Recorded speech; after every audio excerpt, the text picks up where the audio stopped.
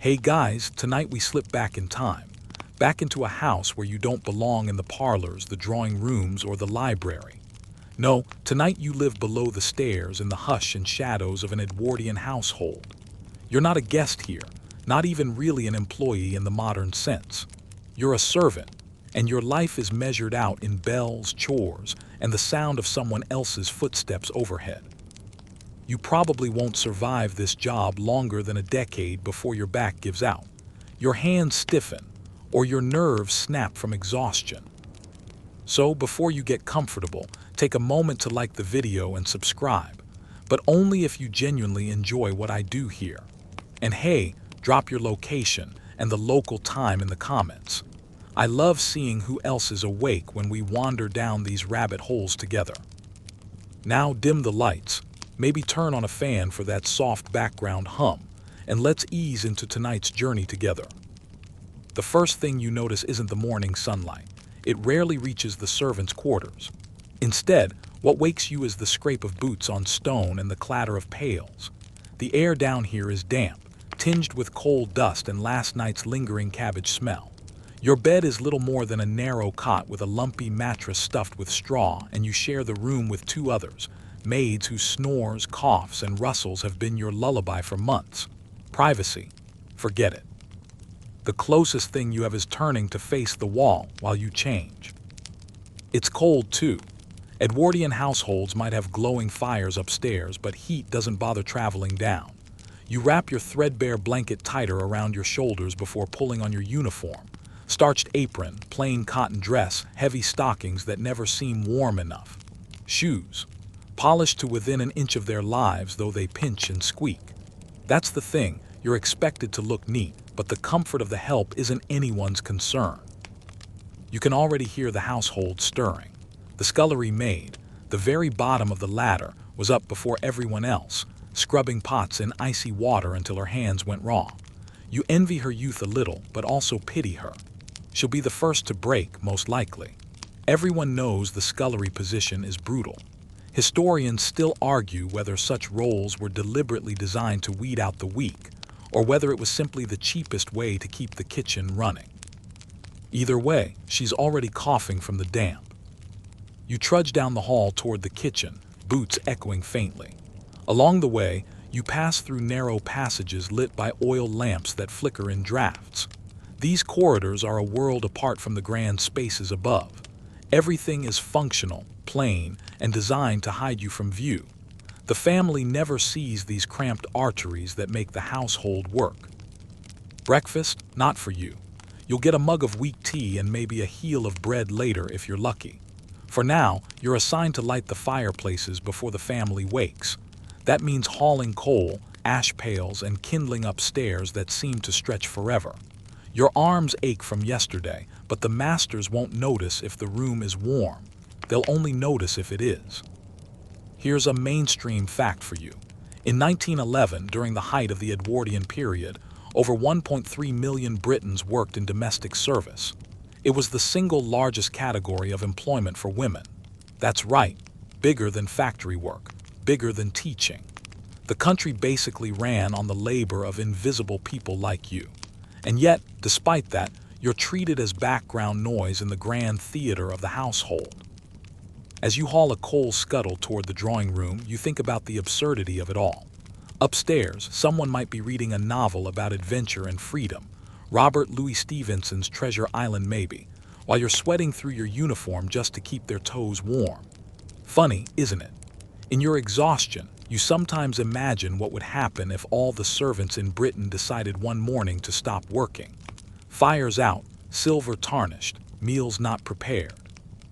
The aristocracy would collapse in about 4 days, but no one ever does it. Fear, need, and the crushing weight of tradition keep everyone in line. You kneel by the hearth, fingers blackened by soot, and strike a match. The tiny flame flares and catches. You blow gently, coaxing the fire to life, and for 1 second the warmth is yours alone. Then you remember it's not. It belongs to whoever sits in the armchair above you later, sipping tea and complaining about the weather. You'll be gone long before they even notice the blaze. As you move through the house, lighting one fireplace after another, you catch glimpses of luxury. Velvet curtains, polished banisters, wallpaper with gilt patterns that shimmer in the firelight. It's like sneaking through a museum before the visitors arrive. You're not supposed to touch anything, not supposed to linger. Just light, polish, clean, retreat, always invisible. Now here's a quirky tidbit. Some wealthy families in the Edwardian era actually installed servant bells wired to every room. The system looked like a row of brass bells in the servants' hall, each labeled library, morning room, master's bedroom. When one rang, you were expected to drop everything and rush. Imagine living like that, like a human fire alarm. And sometimes mischievous children or bored adults would ring just to watch the servants scurry. Historians still debate whether these systems were considered efficient innovation or just another layer of cruelty. Back downstairs, the kitchen is in chaos.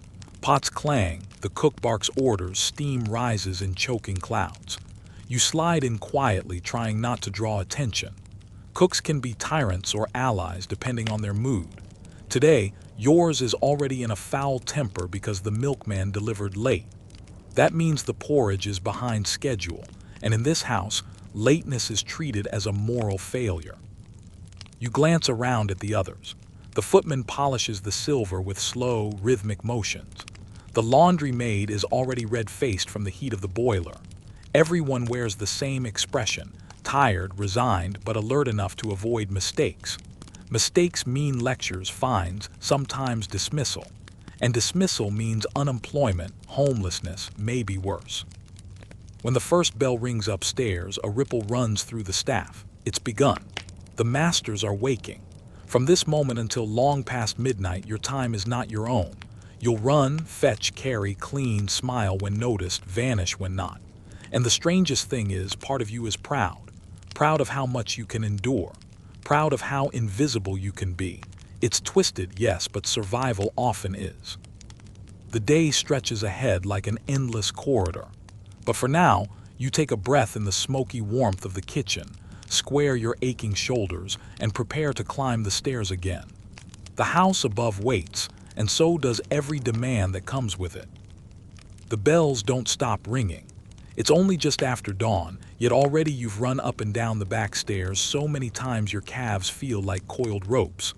That's the rhythm of mornings here, fast, mechanical, and merciless. You exist in a blur of soot, polish, and steam, always one task behind. First stop, the boots. Every gentleman upstairs owns more pairs than you can count. Hunting boots, riding boots, polished leather for town, soft slippers for indoors. They're all stacked like hungry mouths in the boot room, waiting for you to feed them shine. You pick one pair, scuffed from yesterday's ride, and set to work. Blacking paste, stiff brush, rag, elbow grease. Over and over until your wrists ache. It's strange how you can make leather glow like obsidian, yet never get your own cracked shoes repaired properly. Mainstream fact here. A wealthy Edwardian household might employ a full boot boy whose sole job was to clean, repair, and polish footwear. Think about that. A human being dedicated only to the maintenance of shoes. In smaller houses like this one, though, the work is simply piled onto whoever can do it fastest. Lucky you. While you scrub, your mind wanders. The sound of bristles on leather almost lulls you, though not enough to dull the sting in your knuckles. You once read, or maybe someone told you, that Napoleon judged his soldiers by their boots, not their uniforms. A servant's worth isn't all that different. Scuff a pair and you'll hear about it. Perfect them and, well, no one notices. The best compliment is silence. Boots finished, you move to silver. The butler insists every piece gleam as though the king himself were expected at breakfast. Forks, spoons, teapots, candlesticks, all must sparkle. The polish stings your nose with a chemical tang and your fingertips go numb from friction. Still, there's something mesmerizing in the way dull metal transforms under your rag. It feels almost like conjuring. One moment, lifeless gray. The next, a mirror that could reflect back every exhausted line on your face. Quirky tidbit. Servants sometimes left secret doodles on the undersides of silver trays. Scratched initials, tiny drawings like graffiti hidden in plain sight. You consider it yourself but don't dare. Your luck, the butler would find it and you'd be out on the street. Still, you imagine what centuries from now some historian might think, finding your little mark. Was this rebellion or boredom? They ask. Historians still argue whether these tiny acts counted as resistance, or were just ways to stay sane. The fires need tending again. Coals settle, flames die, and the chill creeps back if you're not vigilant. You lug the heavy scuttle, knees screaming, and kneel before the hearth. The masters will stroll down later in silk dressing gowns, never guessing their warmth came from your sweat and sore muscles. You've already lost track of how many fireplaces you've lit today. 5, 7, maybe more. The house feels like a living creature with 1,000 tiny mouths, each demanding to be fed. The scullery maid rushes past, balancing a stack of pans taller than she is. You catch her eye. She looks about 12, though she swears she's 15. Her apron is soaked, her hair damp from steam. You wonder if she'll last the winter. Probably not. This job eats people whole. And then there's laundry. Always laundry. Piles of sheets, napkins, underthings, towels. You help beat them clean, arms swinging heavy sticks until your shoulders burn. The wet fabric slaps like angry waves, sending up a spray of soapy water that soaks your apron. You smell of lye, your skin roughening like sandpaper. Upstairs, they'll never know their linen smelled fresh because you nearly scrubbed the skin off your fingers. The morning races on. The rhythm is always the same. Boot, polish, fire, scrub, repeat. You steal gulps of tea when no one's looking, though it's more lukewarm dishwater than refreshment. Sometimes you don't even taste it. You just need the warmth to trick yourself into thinking you're alive. One of the bells clangs suddenly, sharp and insistent. The master wants hot water. Of course he does. You drop everything, grab the heavy jug, and scurry up the stairs. Your breath comes in sharp gasps as you climb, arms trembling under the slosh of water. You knock softly, step inside, and pour it into the porcelain basin. The room smells of cologne and pipe smoke. He doesn't glance at you, doesn't thank you. You're a shadow in the corner, gone before he registers you were ever there. And you know what? That's part of the unspoken rule. Servants are meant to be both present and invisible, like stagehands in a play. If the actors shine, the stagehands have done their job. If the audience notices them, something gone wrong. When you finally stumble back downstairs, the kitchen is loud with clattering plates. Breakfast for the family is nearly ready. Eggs, bacon, kidneys, toast, tea. For you, maybe crusts, maybe not. Hunger gnaws, but you keep moving. There's no time to stop. The relentless morning routine is less about tasks and more about momentum. Like a wheel, it spins faster and faster until you can't remember where it began. It occurs to you that this is just the beginning. The real labor comes after breakfast, dusting rooms, polishing banisters, helping with errands, preparing for the day's meals. Morning is only the overture to the endless symphony of service. And yet, as exhausting as it is, you cling to the rhythm. If you stop, even for a breath, the whole house will notice. And the house cannot stop. By the time the clock strikes 9, you feel as though you've lived through a week. Your back throbs, your hands sting, and your stomach growls. Still, there's a faint satisfaction in surviving another morning. You've polished, scrubbed, carried, lit, boiled, and delivered. The masters will never think of it, but you know. You kept the machine running. And tomorrow, you'll do it all again. You finally get a pause, or something resembling one. It isn't a break in the way a modern worker might think, with a neat 30 minutes and a sandwich. No, here in the belly of the house, rest usually means 5 minutes to sit on a hard bench while someone else yells at you to hurry up. This is the servants' hall, a long, narrow room tucked away like an afterthought, smelling of boiled cabbage, damp stone, and too many bodies crammed together. The family upstairs has their drawing rooms, their libraries, their elegant parlors, soft carpets underfoot, gilt mirrors catching the morning light. But down here, you've got peeling paint, a table scarred with knife marks, and chairs that creak if you lean too hard. Still, this hall is the center of your world. It's the only place where the entire staff gathers, and it runs on its own strange hierarchy. Forget the family for a moment. The true drama, the daily friction, plays out here. You're constantly reminded that even among servants, there's an upstairs and a downstairs. At the very top of this miniature ladder sits the butler and the housekeeper, the twin monarchs of service. The butler commands with a deep, booming voice that can silence the hall in seconds.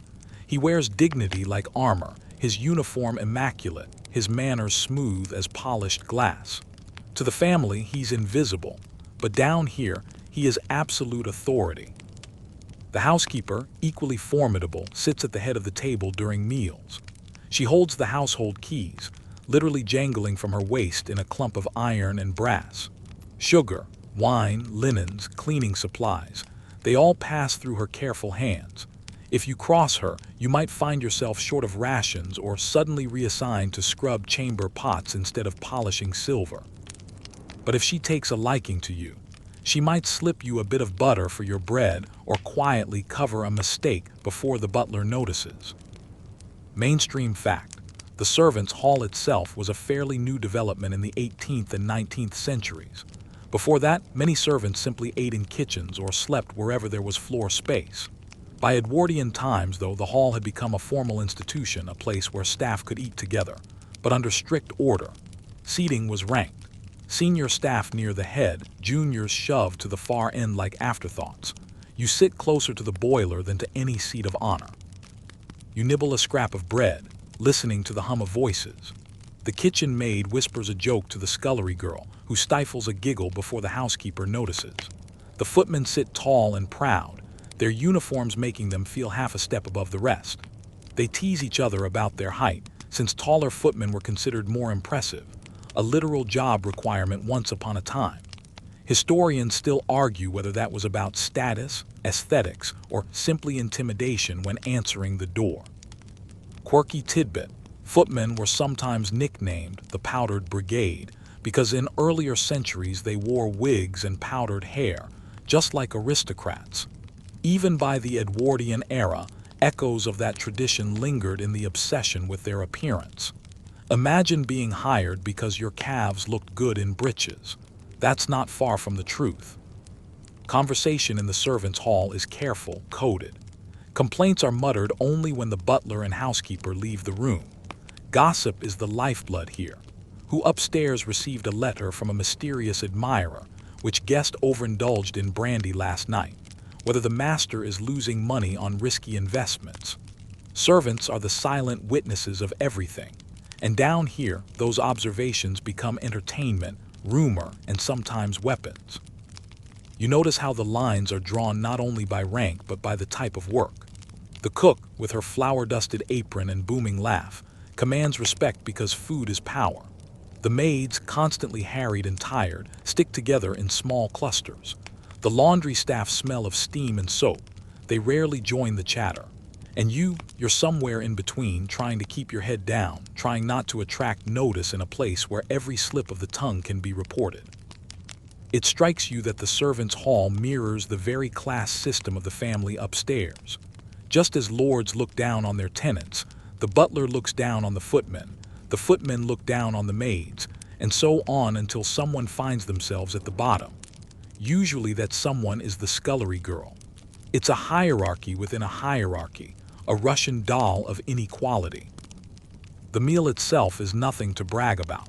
While the family dines on eggs, kidneys, toast, and fresh jam, you make do with porridge that tastes faintly of smoke, maybe a crust of bread spread with dripping.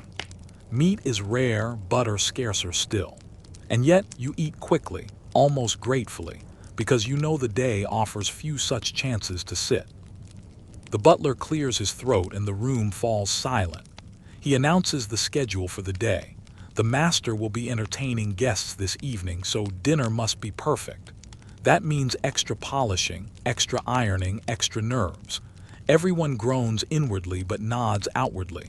Orders are orders. Once the housekeeper adds her own instructions, reminders about spotless linen, about dusting even the hidden corners, about making sure the fires burn evenly, the room breaks apart again. Chairs scrape, trays clatter, boots shuffle back to duty. For a brief moment, though, you linger. The servants' hall might be bleak, but it's also the one place you're allowed to exist in your own right. Here, among the chatter, the laughter, even the occasional bickering, you feel something like belonging. It's not freedom, not even close, but it's community. And community is what keeps you sane. Without it, you'd just be another shadow slipping silently up and down the back stairs, vanishing into invisibility. Down here, at least, you have a voice, even if it must always be quiet. The bell rings again, time to go. The smells hit you before anything else. Bacon sizzling in pans, kidneys stewing in their own sharp, savory juices, toast browning over open flames. The kitchen is alive, steam clouding the windows, firelight dancing on copper pots, the cook's voice rising over the chaos like a commander in battle. You're not here to eat, of course. You're here to serve, to carry, to polish, to vanish. The breakfast table upstairs is not meant for the likes of you. Still, the scent makes your stomach twist. It's been hours since your weak tea and bread crust, and already your muscles are trembling from hauling coal and polishing silver. Hunger gnaws at you like a mouse inside your ribs. The cook ladles porridge into bowls for the staff first, watery, lumpy, flavored faintly with ash from the stove. You gulp it down quickly, ignoring the grit that crunches between your teeth. Across the hall, the scullery maid nibbles a crust as though it's a feast, licking her fingers afterward to savor every crumb. You envy her enthusiasm but know better than to expect more. Meanwhile, the real show is the family's breakfast. The butler inspects each tray like a general reviewing troops. Plates gleam, cutlery shines, napkins are folded into precise shapes. Even the arrangement of toast matters. Upstairs, breakfast is not just food, it's ritual. Mainstream fact: in Edwardian households, breakfast was often the most elaborate daily meal, served buffet-style with a dazzling spread. Eggs, fish, bacon, sausages, kidneys, kedgeree, toast, jams, marmalades, all laid out in silver dishes. Guests helped themselves while servants hovered, refilling cups and plates. It wasn't simply about nourishment. It was about display, comfort, and status. You carry a tray of hot toast up the back stairs, balancing carefully so nothing slips. The scent is maddening. You imagine, for one wild second, snatching a slice and devouring it before anyone notices. But you don't. You never do. The risk is too high. Instead, you march into the breakfast room, place the tray silently, and retreat into shadow. The family sits around the table, voices low, eyes on newspapers or letters. The master stirs sugar into his tea. The mistress comments on the roses in the garden. Their children squabble softly over jam. Not one of them glances at you. You might as well be the wallpaper. You hover by the door, ready to refill cups or clear plates. Every movement is rehearsed, choreographed, invisible. You know to step lightly, to keep your eyes down, to retreat the instant you're not needed. Servants seen too much risk reprimand. Servants heard too much risk dismissal. Quirky tidbit: some Edwardian households had a peculiar rule: toast must never be cut at the table. Instead, servants sliced it in the kitchen, then presented it neatly in racks, already cooled to the exact temperature preferred by the family. Imagine the absurdity. Toast too hot might be vulgar, toast too cold unacceptable. Somewhere in that madness, you find the energy to laugh quietly. Historians still argue whether such rules were genuine tradition or simply whims of individual households. Back downstairs, the cook throws you a look that says hurry. Another dish needs carrying. This time it's a tureen of kedgeree, a mixture of rice, smoked fish, and boiled eggs heavily spiced. The scent is intoxicating. You've never tasted it yourself, only imagined it from the aroma. You balance the tureen carefully, wishing just once someone might offer you a spoonful. But that's not how it works. The fine food you serve is a world away, as unreachable as the moon. When you return to the kitchen, scraps are already piling up. Half-eaten toast, yolk-streaked plates, bacon rinds. This is where you steal your breakfast, not from the table but from the waste. You linger near the scullery, waiting for a chance to sneak a crust or a rind before it's tossed. Some servants scorn the practice. Others treat it as necessity. You fall somewhere in between, ashamed yet grateful. Food is food. You snatch a crust, chew quickly, heart racing as though you've committed a crime.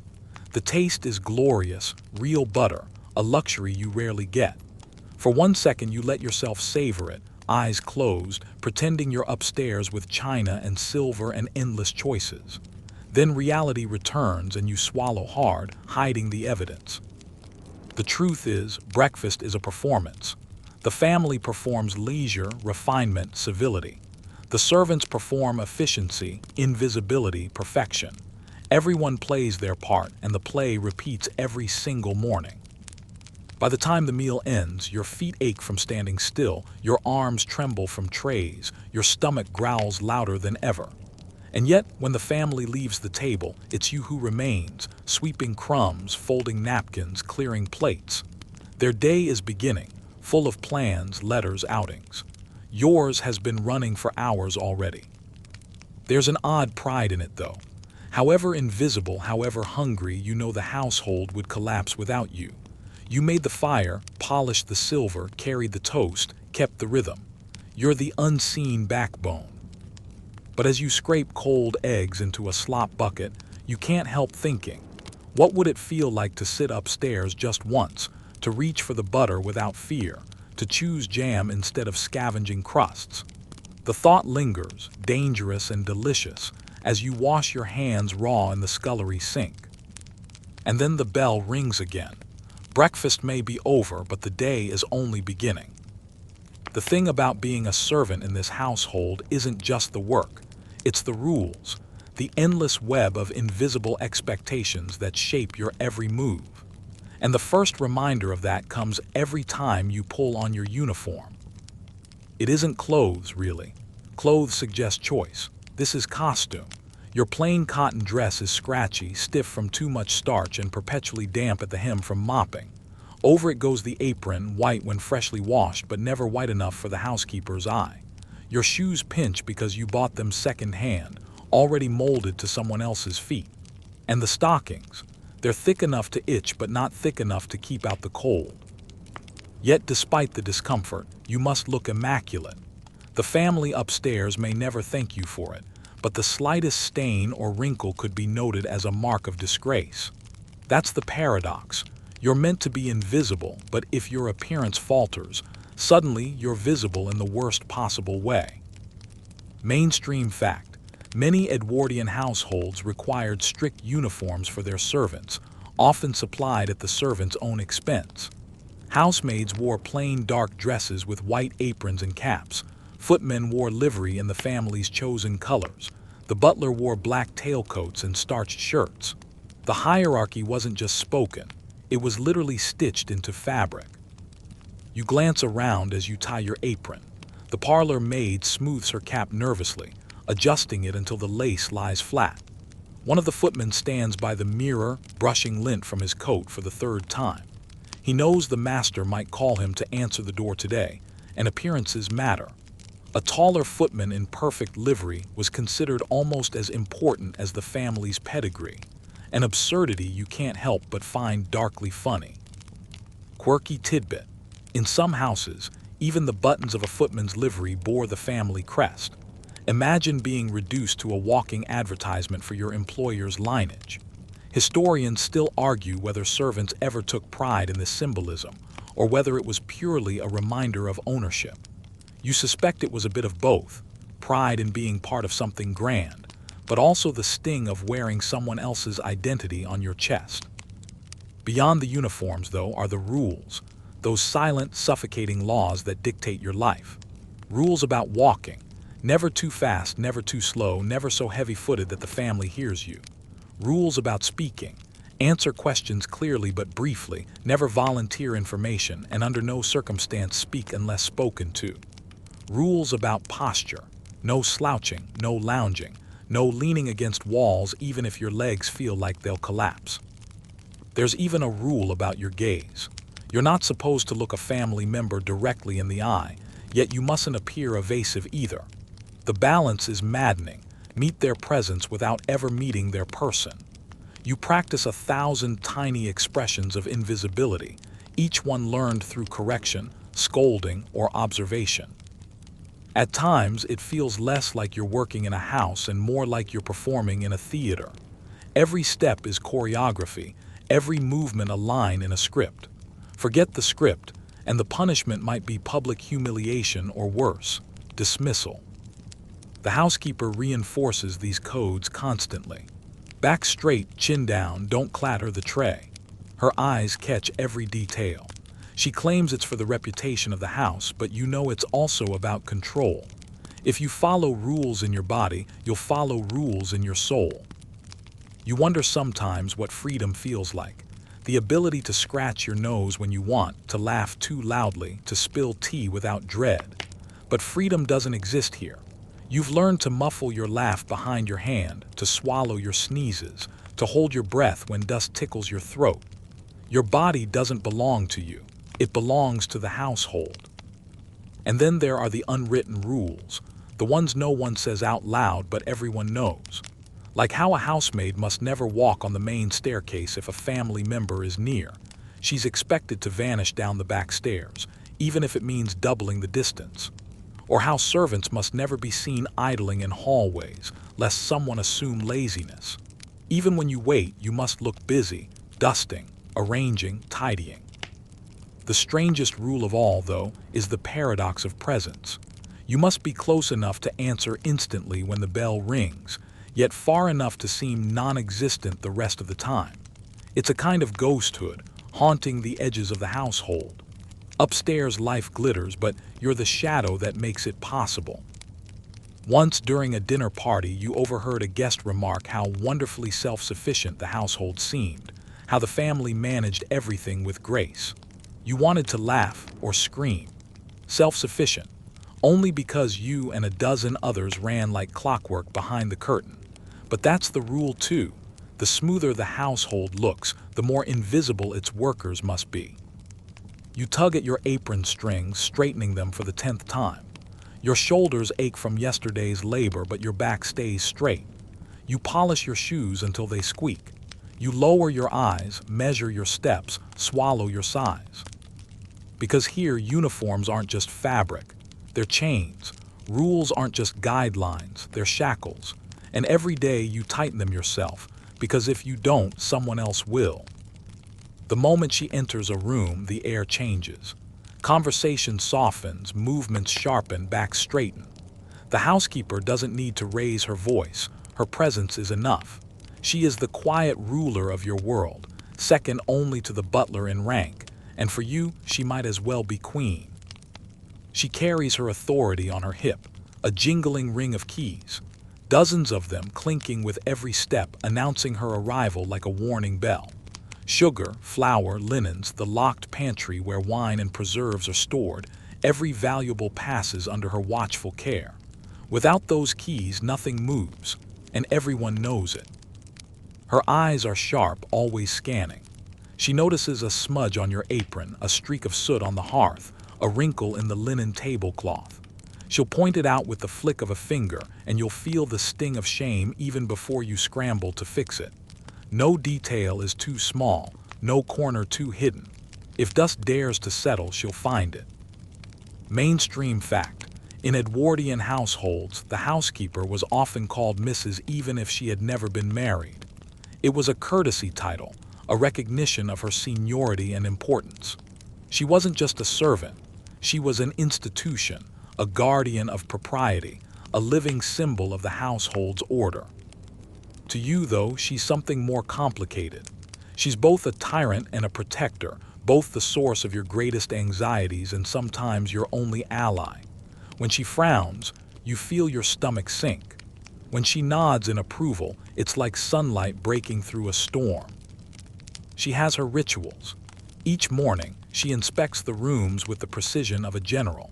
She'll run her fingers along the mantelpiece, checking for dust. She'll open drawers at random to see if the linens are folded properly.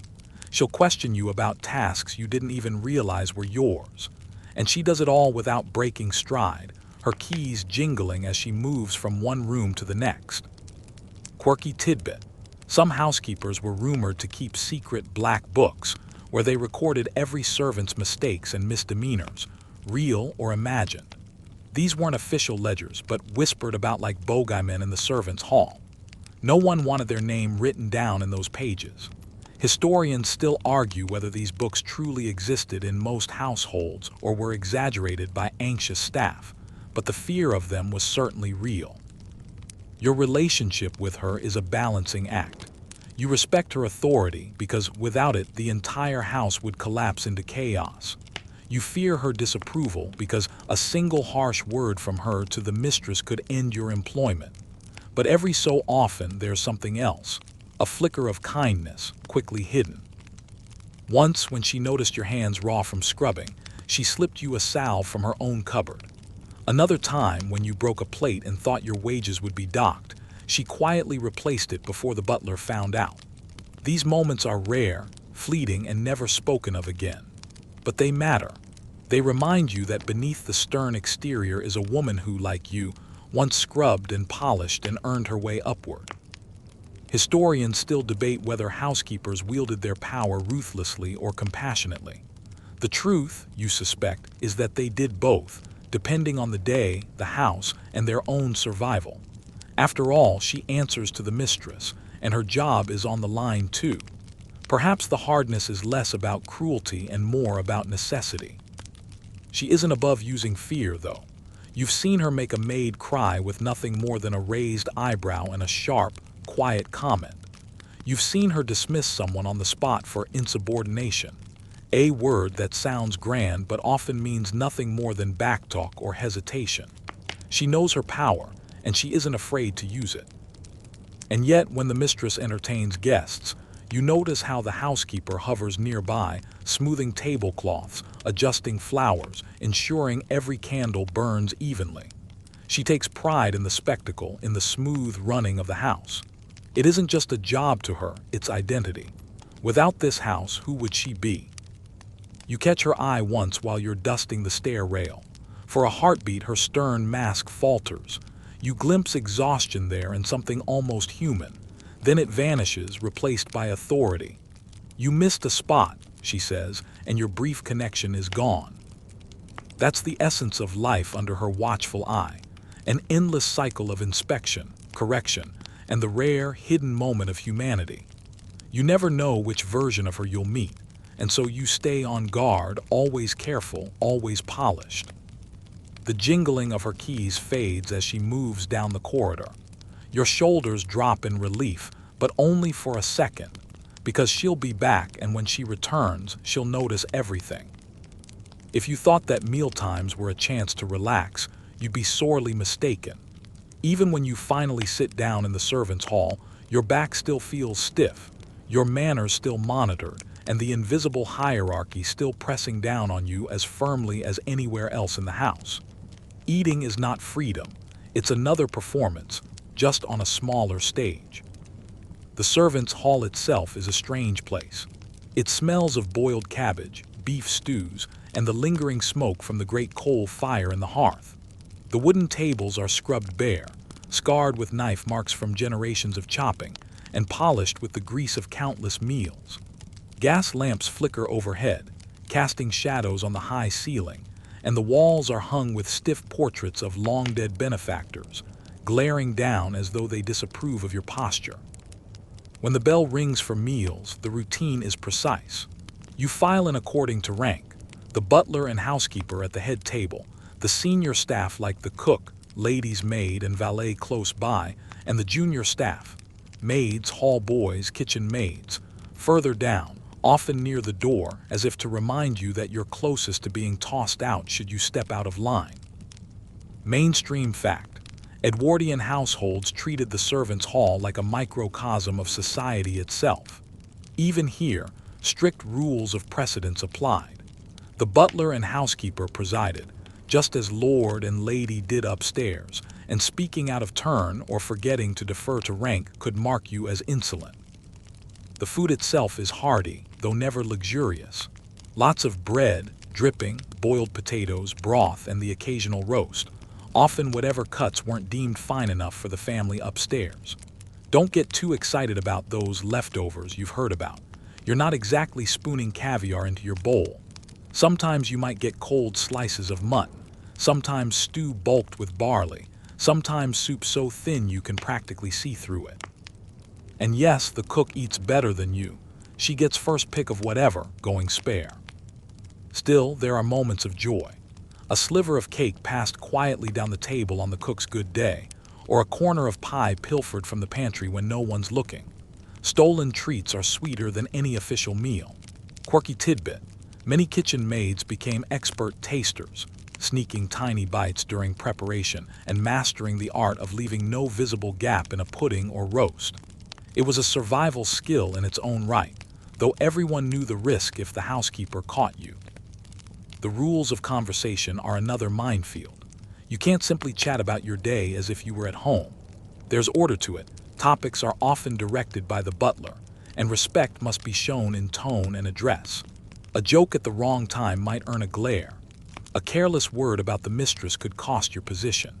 Historians still debate whether these mealtime codes were universally strict or varied by household, but the anxiety about saying the wrong thing was nearly universal.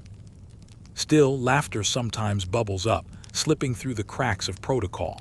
A footman might crack a sly joke about a guest's ridiculous hat, and the hall will erupt in muffled snickers. Someone might hum a tune from the music hall, and suddenly the room feels alive again, if only for a minute. But when the butler clears his throat, the sound dies instantly. Discipline is restored. There's comfort in ritual, though. The clatter of cutlery, the scraping of chairs, the murmured thanks for the meal, all of it creates a rhythm, a dependable pattern in a life that often feels uncertain. You never know when you'll be dismissed or scolded, but at least you know you'll eat at these times, at this table with these people. Of course, not every servant eats in the hall. The youngest scullery maids sometimes snatch their food standing by the kitchen fire, gulping it down before they're called back to scrub pots. Stable boys might eat separately in the yard. Meals are a reflection of rank even in their absence. And then there's the great fantasy, tasting the delicacies prepared for the family upstairs.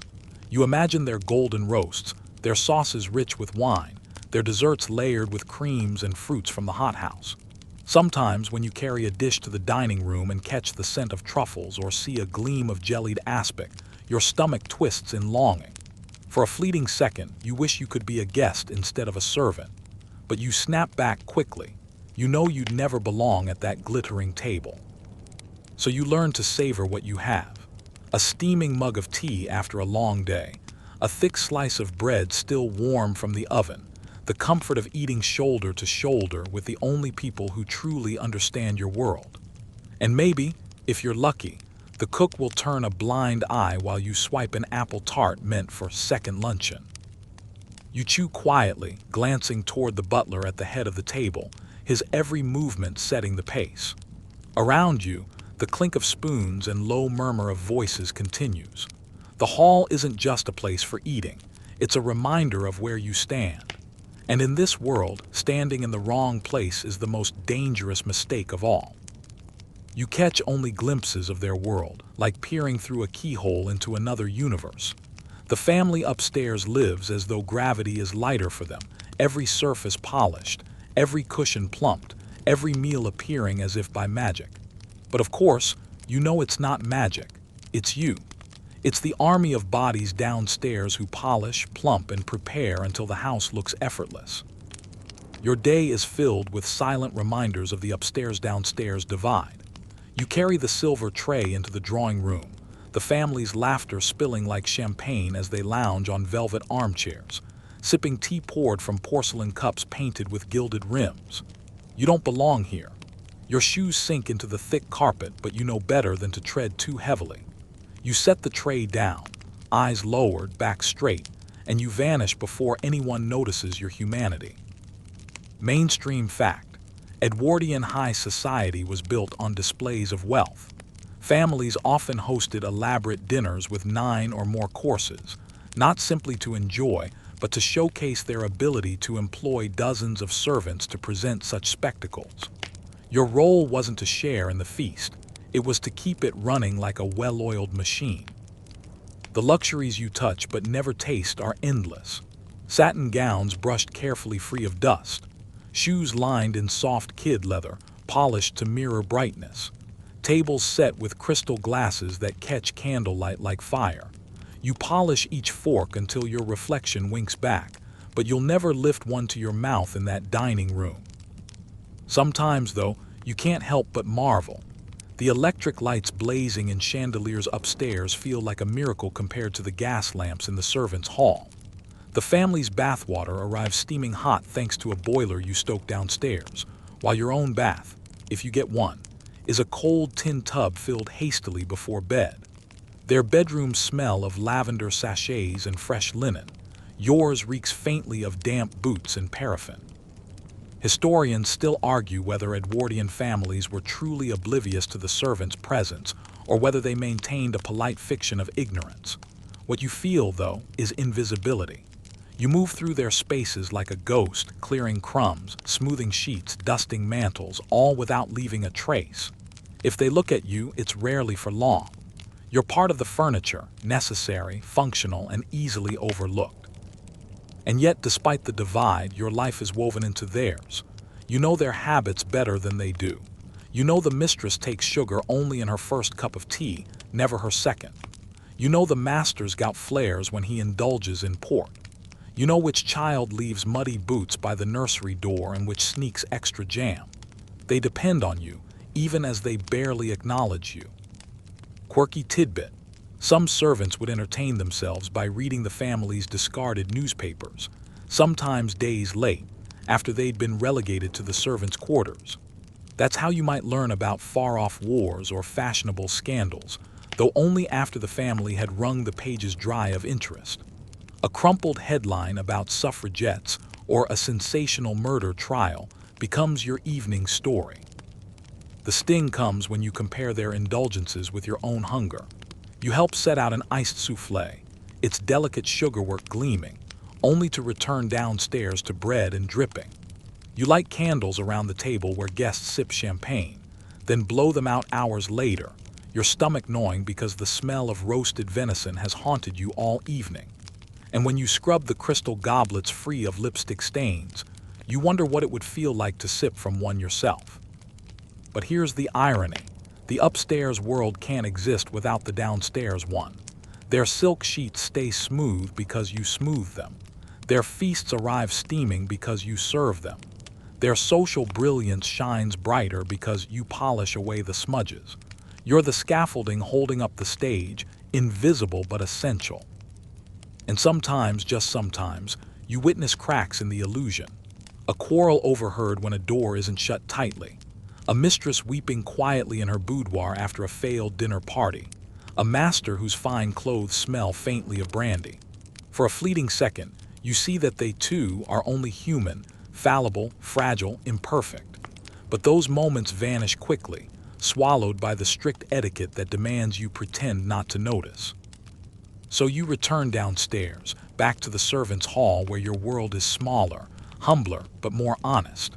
Upstairs is gilded, yes, but gilding is only a thin layer over ordinary wood. You know this truth better than they ever will. Without you, their golden world would collapse in a heap of dust and dirty linen. You live in their shadow, but you also shape it. And as you lay out their supper table once more, you remind yourself that while they dine in splendor, it is your unseen hands that make the splendor possible. The kitchen is your battlefield, not with swords and shields, but with iron pans and roaring stoves. If the rest of the house is a picture-perfect stage for Edwardian elegance, the kitchen is the backstage chaos, the furnace where order is forged out of heat and sweat. The air is thick, almost alive. Heat radiates from the range, mingling with the sharp tang of onions, the sweet promise of sugar, the sour waft of vinegar. A clatter of pots reverberates off the stone walls like cannon fire, and you know this is only the morning. By evening, the real assault begins. Your role in this inferno depends entirely on your station in the hierarchy. At the top is the cook, sometimes a tyrant, sometimes a benevolent matron, but always the queen of this subterranean kingdom. She can make or break your day with a single glare. Beneath her, kitchen maids scurry like ants, chopping vegetables, scrubbing pans, fetching coal, plucking chickens. The scullery maid, often the youngest, faces the grimmest job of all. Mountains of greasy dishes, her hands cracked and raw from lye soap. If you're in that role, congratulations. You're essentially chained to the sink, soaking in misery. Mainstream fact: Edwardian households demanded meals of staggering complexity. A dinner might include consommé, fish, multiple meat courses, vegetables, puddings, cheese, and sweets, sometimes more than 12 separate dishes in one evening. And unlike the family upstairs, who enjoyed the luxury of a dining schedule, you have no choice. If the mistress wants an elaborate spread at 9 sharp, it had better appear at 9 sharp, not a minute later. The logistics are dizzying. You've got joints of beef roasting slowly while chickens simmer for stock, sauces stirred endlessly to keep from curdling, pastry dough chilled just enough to roll. It's like juggling flaming torches while balancing on a barrel. And if one dish fails, if one sauce breaks, if one pudding collapses, you'll feel the cook's wrath like a thunderbolt. The kitchen itself doesn't make things easier. It's hot, crowded, and smoky. Coal dust clings to your skin. Grease splatters decorate your apron like abstract art. The floors are damp, always needing scrubbing, but somehow never clean. Rats. Oh yes, they skitter along the edges if you leave crumbs out too long.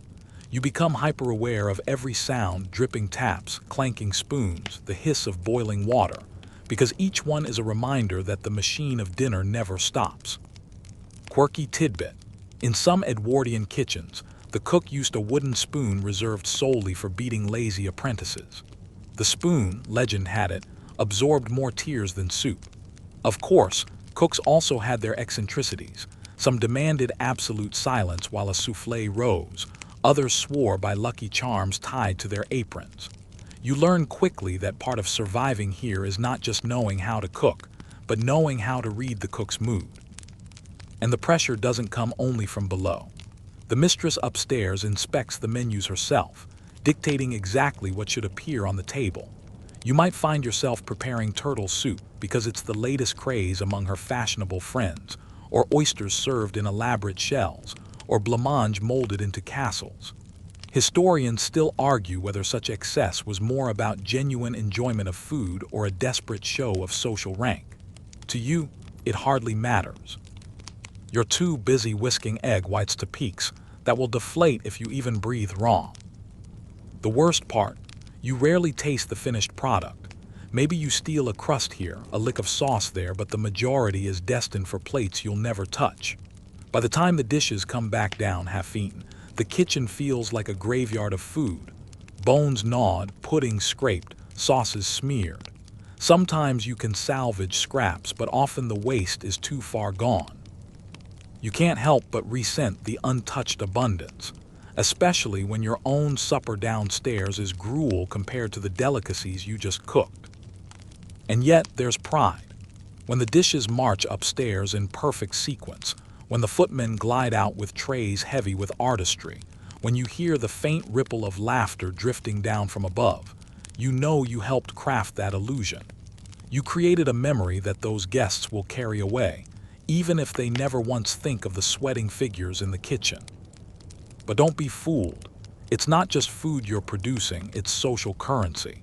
A successful dinner enhances the family's reputation. An underwhelming one could tarnish it. In that sense, you're part of the high-stakes game of Edwardian society, even if you'll never sit at the table.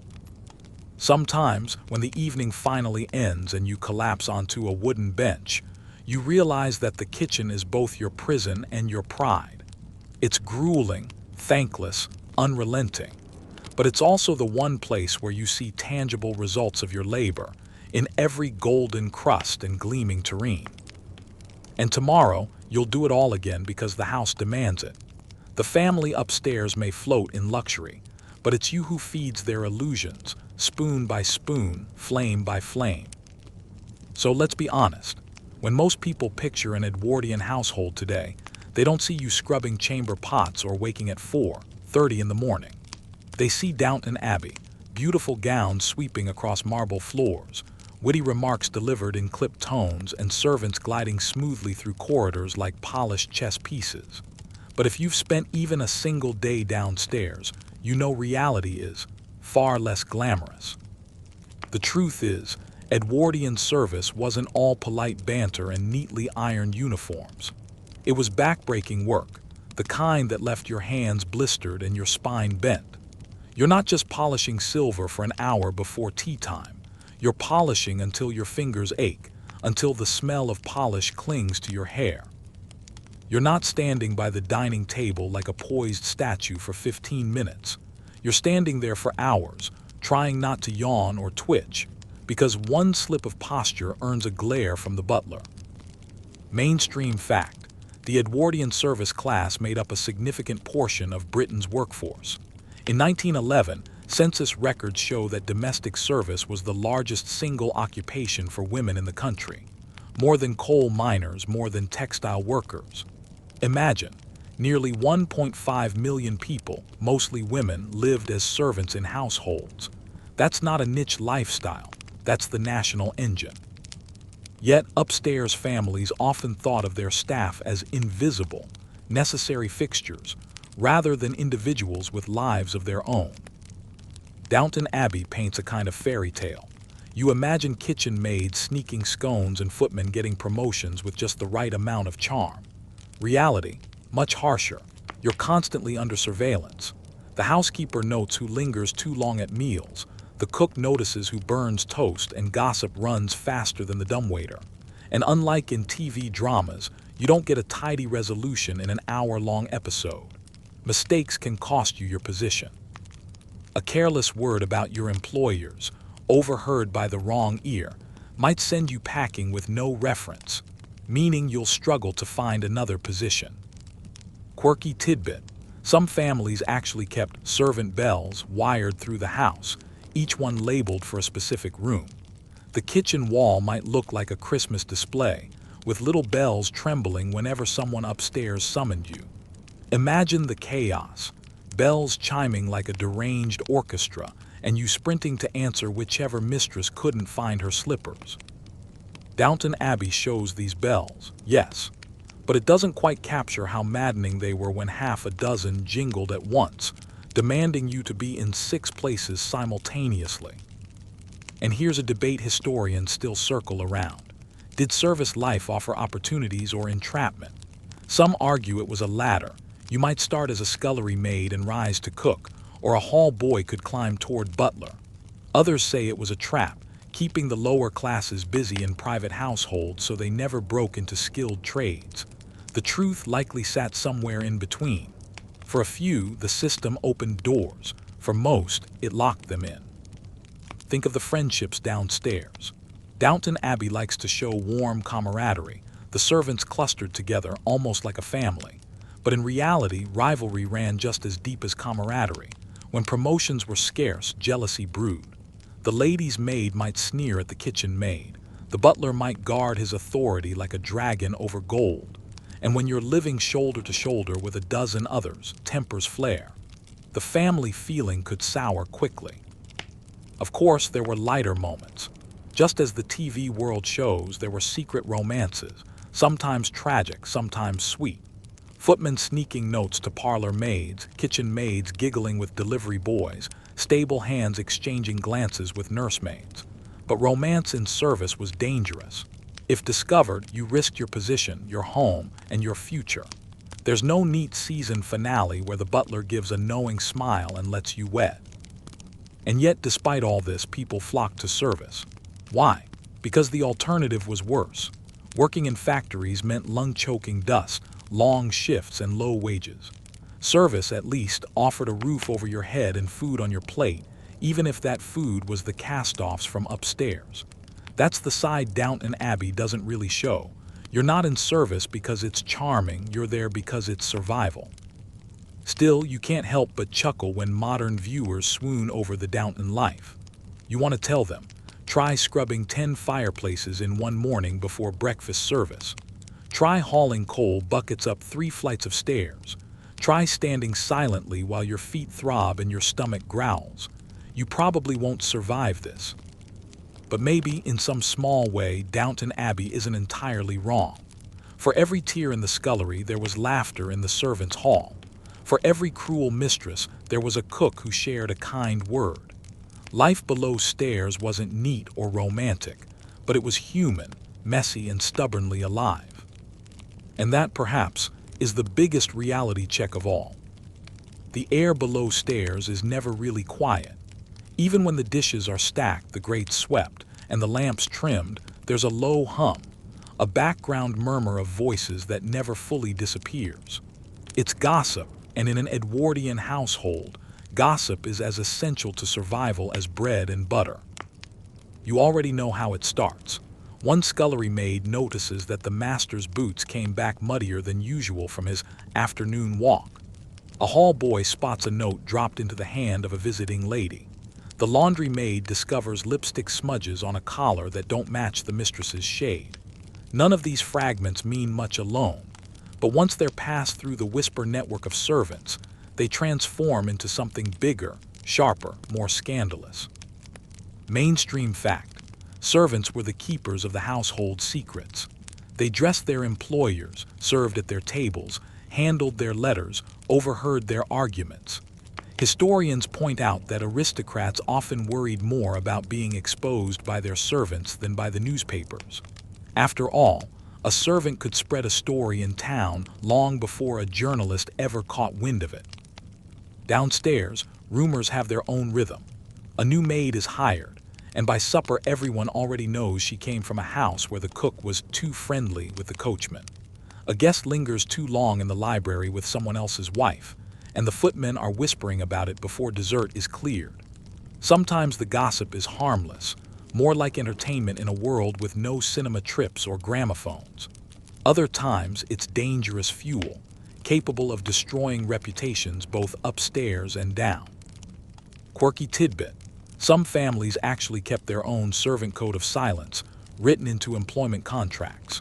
You were sworn, sometimes in writing, to keep family affairs private. But human nature being what it is, no piece of paper could plug the flood of whispers.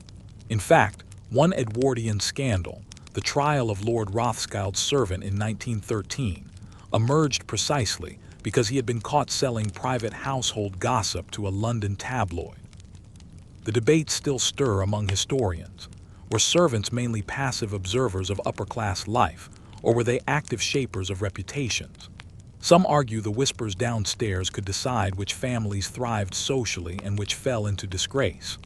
Others believe the gossip rarely reached beyond the servants' hall, yet you can feel it in your bones. When 10 people whisper the same thing long enough, it doesn't stay underground. It seeps up through the cracks, out into the wider world. And the gossip wasn't just about the family upstairs. Servants gossiped viciously about each other. Who stole extra jam? Who botched the ironing? Who was sneaking off to the stable yard too often? In some ways, gossip was a form of social control. If you stepped out of line, you didn't just risk the butler's wrath, you risked the sideways looks, the quiet snickers, the sudden coldness of your peers. Downstairs justice could be swift and brutal, carried out through whispers rather than words. But there's another side too. Gossip could protect you. A friendly maid might warn you that the housekeeper noticed your lateness. A sympathetic footman could whisper that the butler was in a foul mood, so best to stay clear.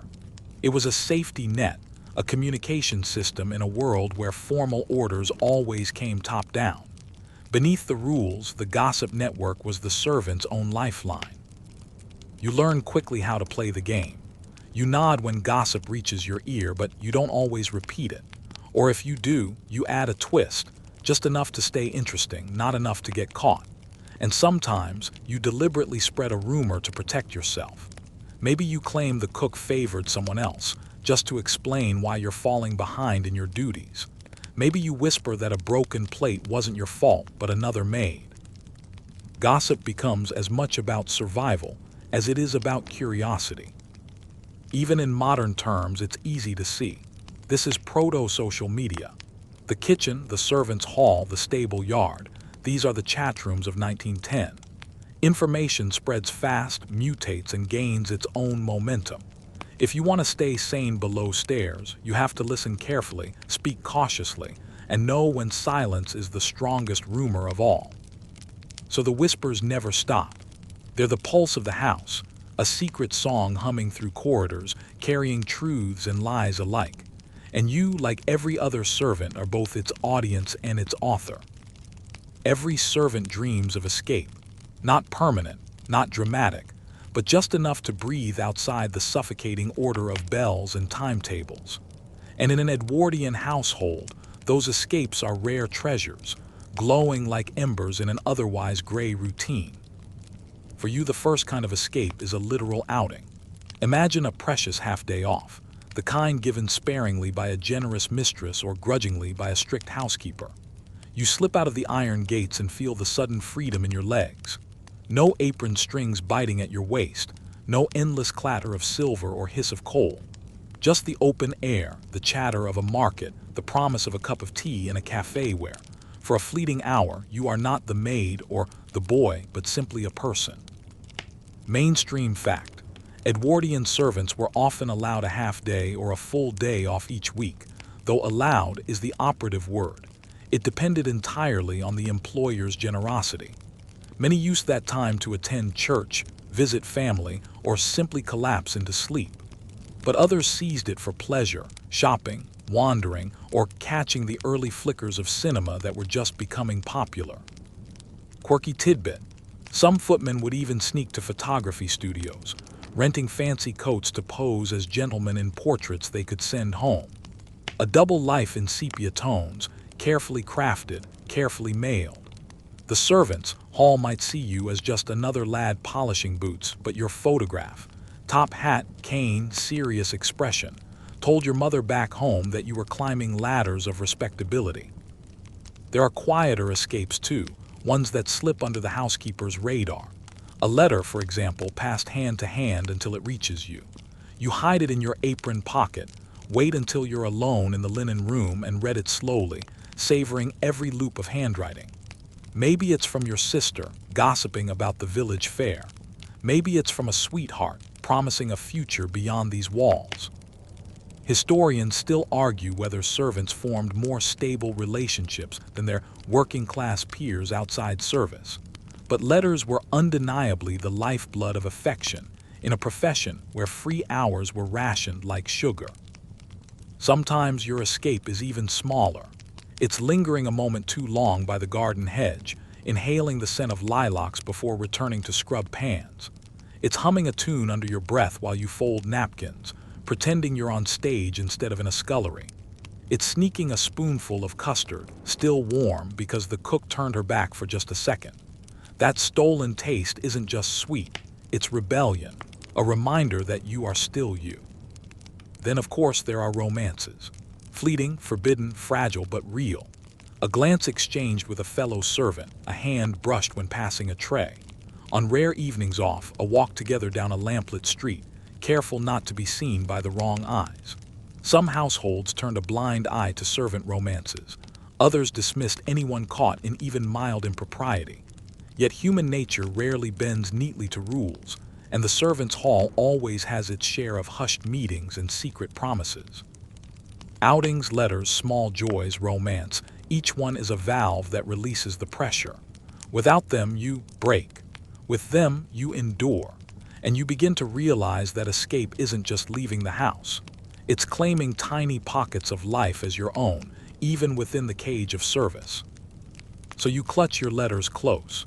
You polish your shoes for that rare afternoon in town.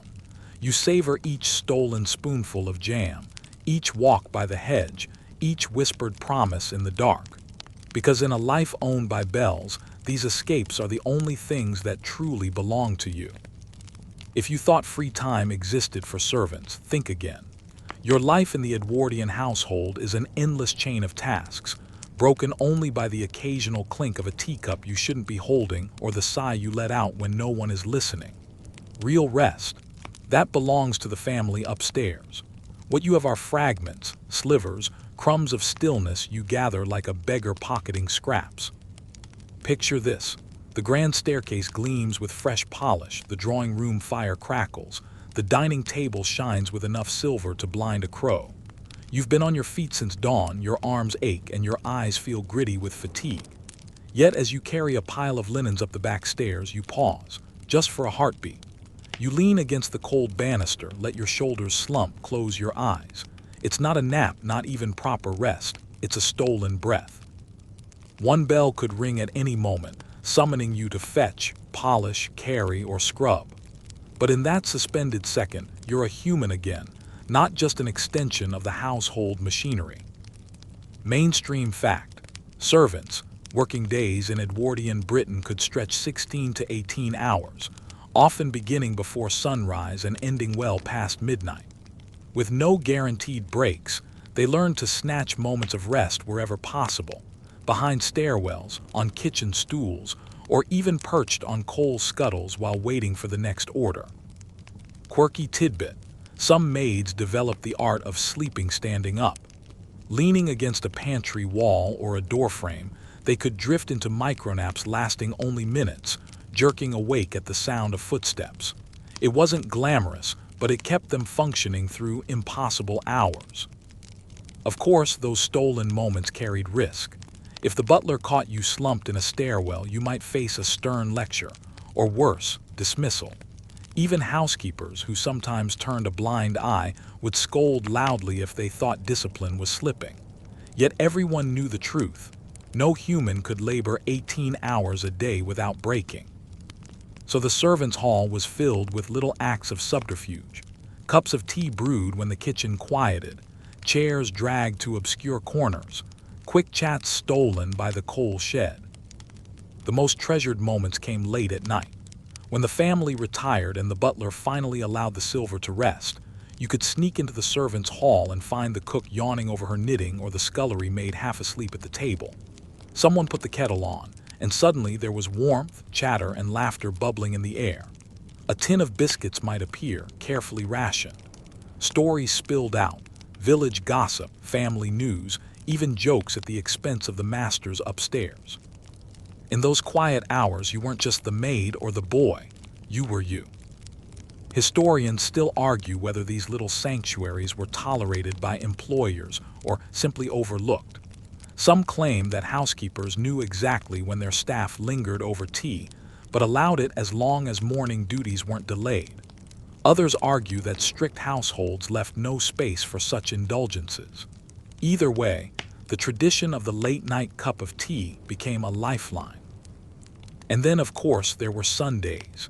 Even if you couldn't leave the house, you sometimes found a slower rhythm to the day, time enough to linger by the window, watching the clouds roll across the sky. The bell might still ring, but for a few breaths, the world belonged to you and you alone. You learn to savor these moments not just because they keep you sane, but because they remind you of a truth often hidden by the grind. You are alive. Tired, aching, overworked, but alive with thoughts and feelings and laughter that no master can completely own. And so, as the household sleeps above, you cradle your chipped teacup, sip slowly, and let the steam blur your vision. Tomorrow will be another marathon, but tonight, for just a little while, you rest. Rest might be stolen, but dreams, you own those outright, even if they're fragile. Every servant in the Edwardian household carries their secret dream, folded away like a love letter tucked in a pocket. It might be escape, romance, independence, or simply the luxury of sleeping past dawn. By day, you polish boots and scrub chamber pots. By night, when the bells are finally silent, your mind drifts to a world where you're something more. Maybe your fantasy is small, saving enough wages to buy a hat that doesn't smell of lye, or a pair of gloves fine enough to wear to Sunday service without feeling shabby. For a scullery maid earning perhaps £10 a year, those gloves are no small feat. Still, you plan, week by week, tucking away a coin when you can, though it means doing without.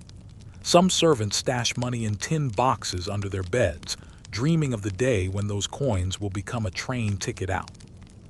Mainstream fact: wages for Edwardian servants varied wildly. Cooks and butlers could earn respectable salaries, while kitchen maids and hall boys often made barely enough to survive. Yet wages included board and lodging, meaning the cost of food and shelter was covered. So for the thrifty, it was technically possible to save. For many young women, service was the first and only job where they could actually earn money of their own. Quirky tidbit: some servants saved obsessively, not for independence but for trousseau money, a dowry of sorts to prepare for marriage. A maid might squirrel away coins to buy bed linens, a kettle or crockery, hoping to step into married life with dignity. Ironically, this meant many servants dreamed of leaving service only to become housewives and continue working themselves to exhaustion, just under a different roof.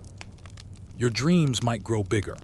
Perhaps you imagine work in a shop, with daylight hours and a Sunday off. Shop girls weren't free of hardships, but they had windows to lean against and gossip to share with customers. Or maybe you dream of emigrating, boarding a ship to Canada or America, where stories of opportunity float back like letters scented with possibility. Historians still argue whether emigration truly brought better lives for servants, or whether it simply swapped one form of drudgery for another. Yet for you, the very idea of standing on a deck with salt air in your face is intoxicating. Some nights you imagine romance. A groom from the stables gives you an extra smile, or a visiting tradesman lingers a little longer than necessary when he delivers goods at the back door. You picture a wedding dress, even if it's just borrowed lace, and a future where you and he share a cottage with chickens and maybe a cow. Of course, in reality, rules are strict. Servants forbidden to marry while in service, couples separated by contracts. Still, the heart finds loopholes.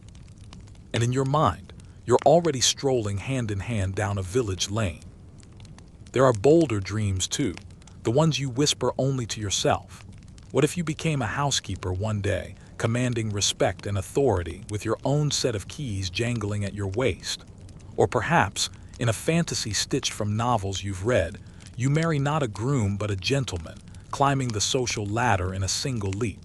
You know it's unlikely, almost laughable. Yet every household had its whispers of scandal, footmen caught with daughters of the house, maids disappearing into marriages that raised eyebrows. Unlikely, yes. Impossible, no. What binds all these dreams is their fragility. They bloom best at night, in quiet moments when you stare at the ceiling and let your mind drift. By morning, the dream is dimmed by orders, chores, and the relentless clatter of pots.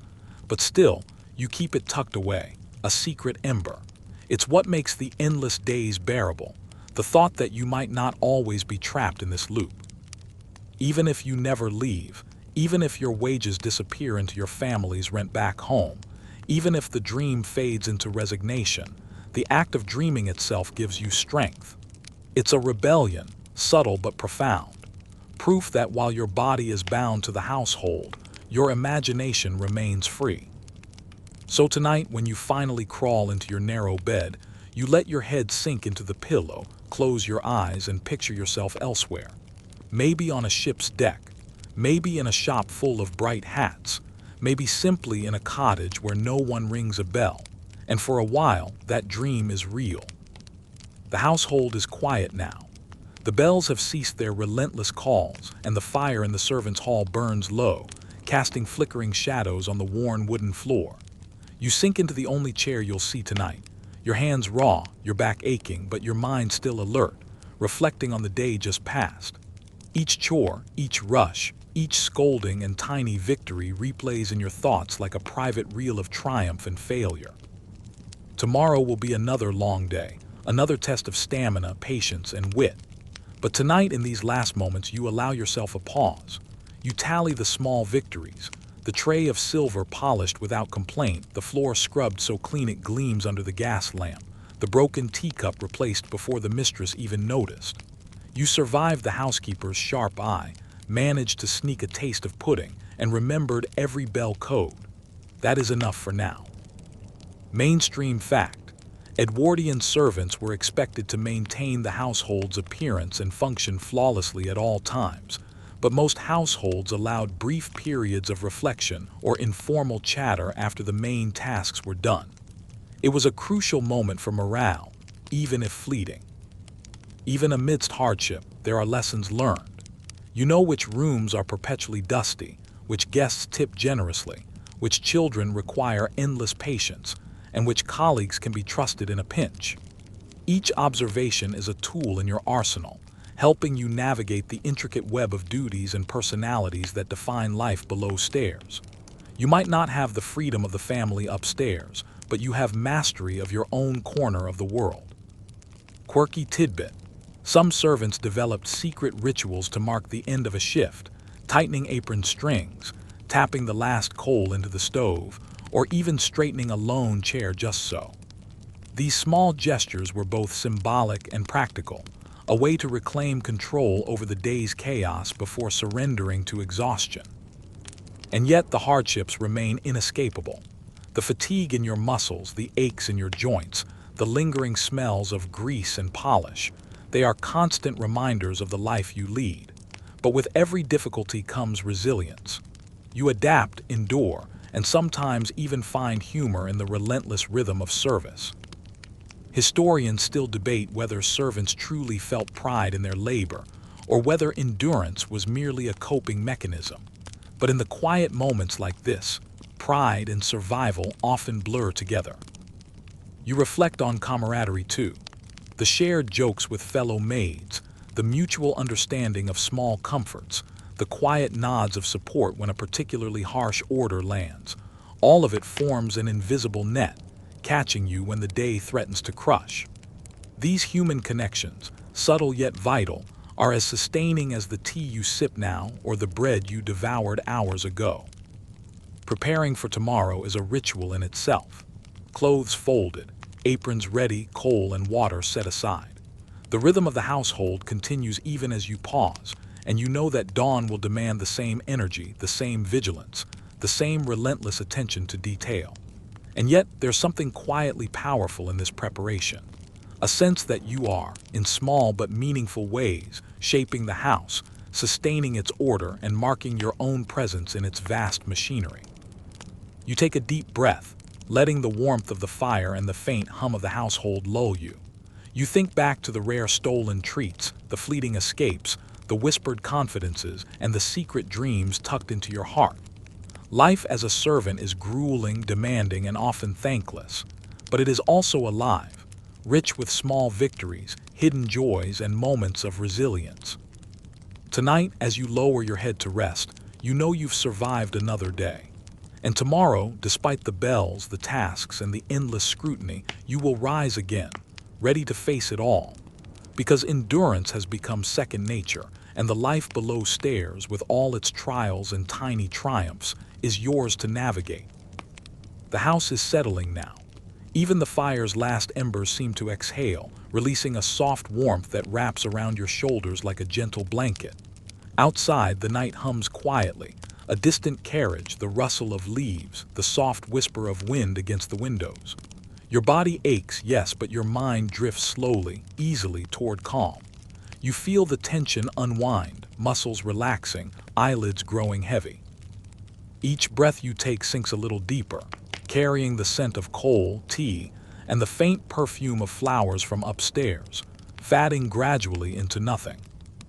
Imagine yourself walking through the silent corridors, your footsteps light, unhurried, unobserved. The polished floors glint faintly in the moonlight streaming through the windows.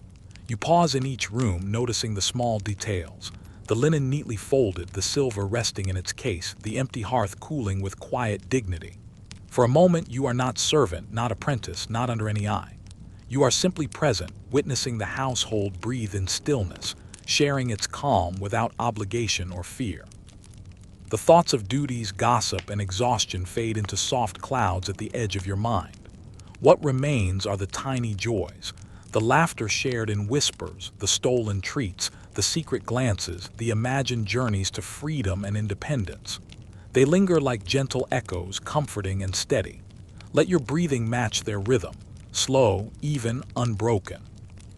And now, as your awareness drifts further, the day dissolves completely. You feel safe, quiet, and just for this moment, untethered.